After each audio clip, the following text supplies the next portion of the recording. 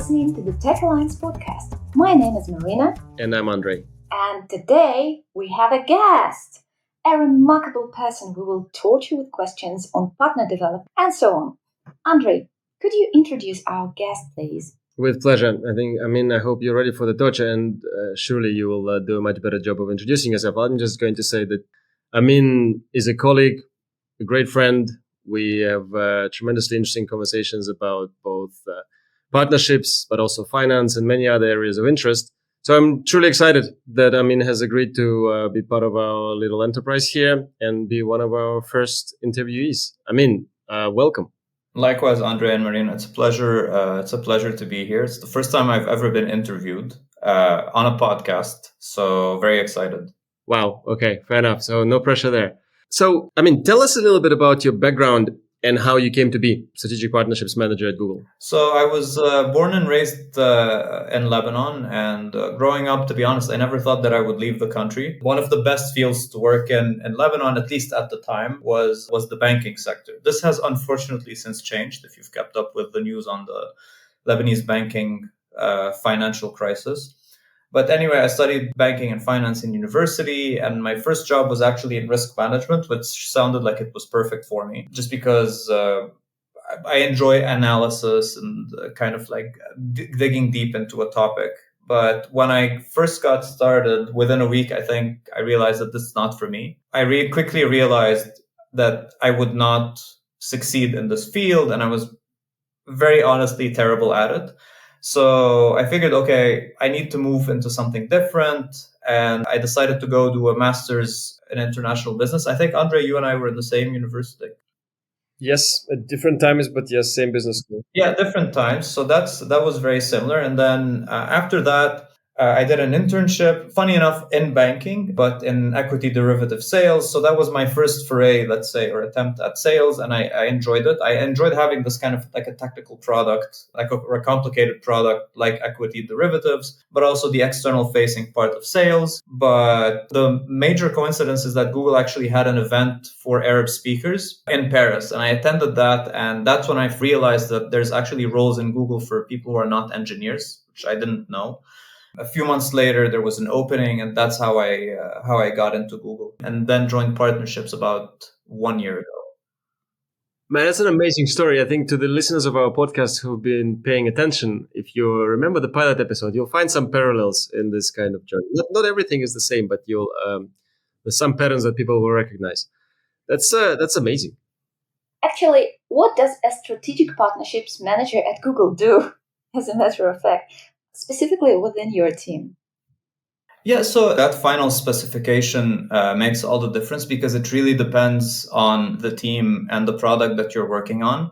I would say there's like 3 buckets. So there's like an internal aspect where I would say your partner manager or you partner with the product teams who are in charge of kind of deploying the product and putting in place like a long-term go-to-market strategy, international expansion, etc. And you partner with them because ideally you would know what the partner sentiment is, and you bring in kind of, let's say, an EMEA or Americas or APAC perspective, and you're kind of hopefully able to influence things.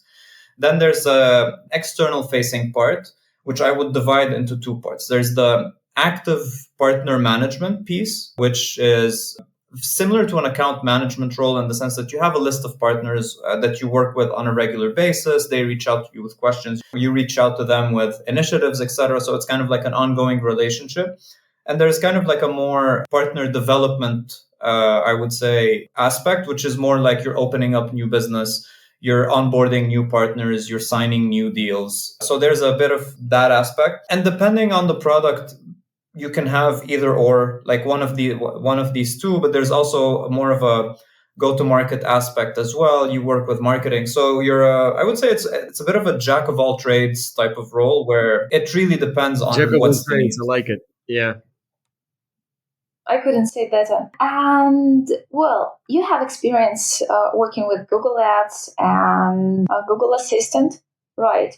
And advertising and artificial intelligence are highly competitive fields, right? And partnerships seem to be a great asset to boost their development. Am I right? And Could you shed some light on the evolving landscape of strategic partnerships in the industries? I'd like to say that the job itself will have to adapt to how the industries are changing. Your in terms of, let's say, your priorities. So let's say, for example, going into 2023, you thought that X is going to be my priority, and then there's like a new development in the industry. You have to, you'll have to adapt to the new product priority. So you can't be like, no, I'm just going to keep doing my own thing. So I think it's going to keep adapting to the main developments in the industry, and I think maybe Andre would probably know more about this, but there's always new regulations coming in. Competition is always coming up with with new product. Google itself or your company that you work in is developing its product, and maybe on 1 year your job is to onboard new clients, right, and expand the product, while the next year it's actually like, no, we need to get feedback from the industry and see what they think as we kind of pull back and reevaluate the product that we have and the solutions that we're offering. So it really depends. Like right now, if you look at the main things that are happening in the industry, I don't want to talk about, I don't want to say AI because it's just everywhere right now. Yeah, we're getting a lot more questions on things like large language models, while AI 2-3 years ago, when you would tell someone what do you think of AI, they would think maybe machine learning if they're in the know. So I think that's something that's very interesting that has happened. It's how the large language models kind of became synonymous with AI, as opposed to AI being this umbrella term with different, let's say, disciplines or products underneath it. So I think that's a big development. On the ad side, I'm no expert. I'm still relatively new to it. But again, privacy, regulation, competition, and how the product is going to adapt to it, those are kind of the big trends. Man, that resonates really strongly with me. Let me bring it back to the partnerships aspect of it and see what you think about this. Given how, in fact, you name it, any product that the partnerships team here works on has some features that you've described, the uncertainty, the freshness. But so what do you think is, okay, fair enough. Let me ask you an existential question. Why is our team even necessary, right? Why is that? Why can partners play such a pivotal role in an environment, in a landscape like this that is changing a lot, that's under a lot of pressure? Why do partners come in? Why do we need partners anyway? For one thing, different people have different strengths. So just because someone, let's say, is a good product manager or someone is a good software engineer, doesn't mean that they would be a good partner manager. So I think you need to have you won't find all the skills in one person. And if you could, you should probably hold on to that person for dear life because there's not that many of them. So given that different people have different strengths and different orgs will cater to different needs of a product launch, one of those things is, I would say, product partnerships management. From a very practical perspective, that like if you're a software engineer or a product manager, you probably don't have time to be managing the partners. You won't, or managing that two-way conversation with the partners. So that's let's say a very practical reason why partnerships needs to exist. And then number two is the fact that when you have a dedicated team of people who have a certain set of skills, and I sound like I'm describing like a secret agent, like a special unit or something, but it's not. It's a team within a tech company where people are, let's say, adept at managing these relationships. And I think again, it depends on the product, but at the end of the day, they're the ones they're also at the forefront, let's say, of any product. As I remember from my background, finding a proper partner is one of the most challenging tasks for a partner manager. And how do you cope with that? Well, what I mean is that as a strategic partnerships manager, what factors do you consider when evaluating potential partnerships for Google? I think number one, from my experience at least, is that you need to know the product that you're actually hoping to deploy with this partner, right? So and it can't just be a superficial knowledge or kind of like an idea where you go to the partner and you're like, this is what it is. So I think like number one is try deeply understand the product that you want to deploy. And then based on that, you kind of start getting ideas of, okay, what kind of partners would benefit from having this product, right? So, or doing this integration, and then what kind of products would bring the most value to the to our users or customers, depending on what the product is, because some products the end user is like a customer, some products the end user is a user. But who would add value to these end users as a partner? And then the third thing would probably be like, okay, are they capable of doing this integration? Like, what is it actually going to need? Is it something that's a long-term, labor-intensive project, which we're going to need resources committed to, or is it something that, say, you say, okay, and we can get it done in an afternoon, or even like activate it very quickly? And then finally, their willingness, right? Like, is the partner actually interested in this? Are they going to prioritize it? Do they want to deploy the resources, or do they have other priorities? Or is it yes, but not now? I think those are the four main things. Love it. Love it. I think, this I would probably have answered very similarly, and we can talk about that at some later stage over lunch or so.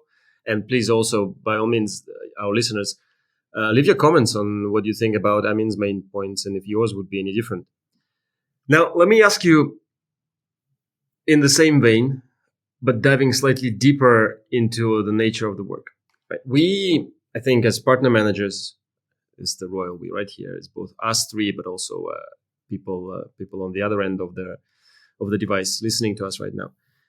We navigate a lot of challenges and complexities internally and externally in terms of stakeholders, right? Because we work with, you mentioned this, we work with product teams closely, and we work with partners.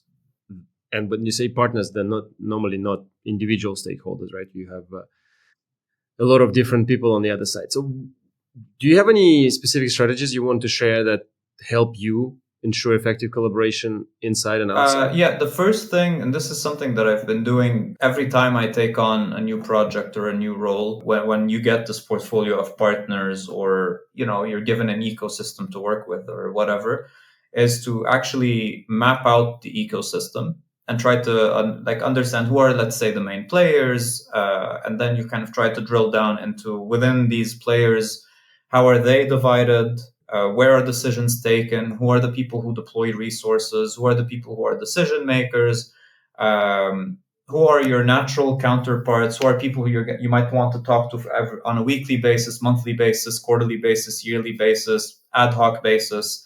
I think that's the first thing. So when you kind of have that, and I would also do the same internally, right? So because you're the org and the company that you work with might also be complex, and there's the business development or partnerships org, and there's a product org and an engineering org and technical specialists and program managers. So that mapping, I think, is essential. It just makes it easier to navigate things. And I think it's one that develops over time as well, because you might have an idea of what someone does and it turns out to be a bit different. That's with experience. And then I try to understand what are people's incentives, like what are the things that they want to get done, what are they motivated by, what can I help them with, and what are the things that they're actually worried about and afraid of, and help them avoid those, right? So, and then try to solve for those. And you want to validate those things. Maybe I don't know if you need to ask people directly, right? But if you're talking with a partner, for example, and you go in thinking, yeah, I know AI is top of mind for you, this is what we can do, and then they're like, we don't really care about AI. That's not a situation that you want to find yourself in. So really, taking the time to validate and understand, I think those are the two. Like those would be the two things. So mapping and understanding incentives and fears, let's say. What has changed in the way you do your job over the last year because of new technology? Well, to be honest, the product that I was working on before, when I first joined strategic partnerships, was also a very nascent product.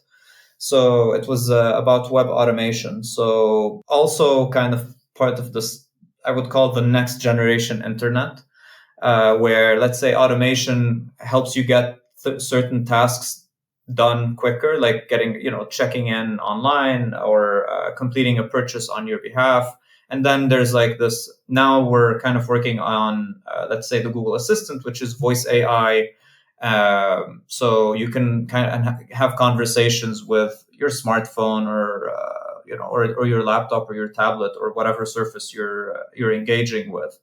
So, and I think the key thing is that the challenges have gotten bigger, and probably there's a lot more eyes on AI than there was on automation, for example. Like, yes, obviously with automation, there are privacy concerns and regulations and customer experience issues that you want to make sure are solved for. But with AI, it's you turn on the TV, you log in on LinkedIn, on Facebook, on Instagram, even personal friends and family, like everyone brings up AI. So I feel the stakes are much higher, and that's reflected in our day to day. Thank you so much for your answers. And now we have just a couple of really quick questions. I really wonder what you would answer. And the first question is inspired by Richard Hamming, a famous mathematician who had a knack for asking right questions to his opponents. And yeah, so the question is, what are the most important problems in your field? Well, given that like I work across different products, so the common denominator between all the products being that I'm a partnerships manager, I think I'll talk about the problem or challenge related to being a partnerships manager as opposed to a specific product. And I would say, like, to go back to the same like something we've talked about before, it is literally how fast things change, and sometimes the directions or the direction that things change towards is not one that you would expect. So you're like there's a saying in Arabic that basically means that winds blow in a different direction than your sails might want, and you have to adapt to that. I think that's the biggest challenge, because at the end of the day, if you're working on something for a year, maybe 2 years, you've invested your time and effort, and then it just doesn't it's not a priority anymore. It doesn't make sense for it to be a priority.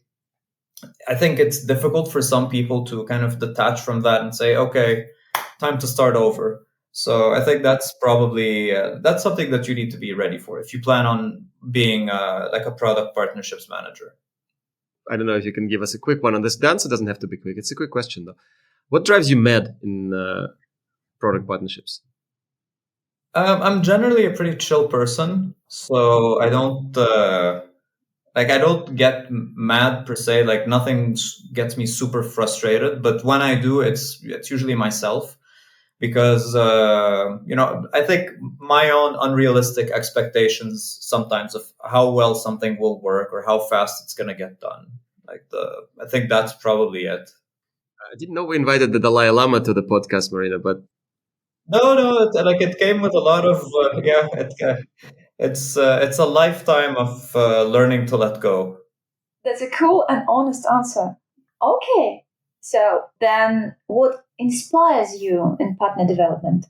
To be honest, I really like how fast things move. Like it does get overwhelming sometimes, but it is a field where, look, if you want to be part of that, let's say, first line of products being developed and deployed, you have to be okay with the fact that sometimes things won't work out super well, or like how you expect it. And I think if you're okay with that, it's actually very rewarding when it does. It's very rewarding when you can get it done.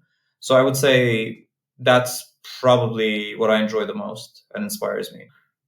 One more question I have for you. When we were recording our pilot episode, we discussed that there are not so many resources for a person who works as a partner developer. And if you want to enhance your level, like professional expertise, you don't have a lot of materials, resources, and so on. Do you read any books, articles, or do you have any resources to enhance your professional level? Or So there's like I agree on, there's not I haven't found a lot of resources that are directly related to partnerships or alliance management.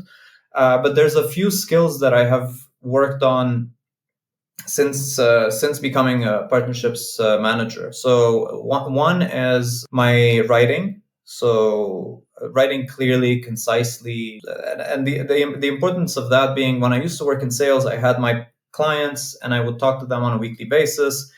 And I like, the emails can be fast because I know we're going to have like 10, 20 of them maybe in 1 week. But in partnerships management, some of these partners I'm reaching out to, once a month, once a quarter for the first time ever. And you need to be very clear, concise. You're talking to product managers, you're talking to much more senior stakeholders. So I think that, like, the ability to write well and clearly, I think is essential. And it's something that you carry with you into no matter, wherever you go in your career or your personal life. So that's one.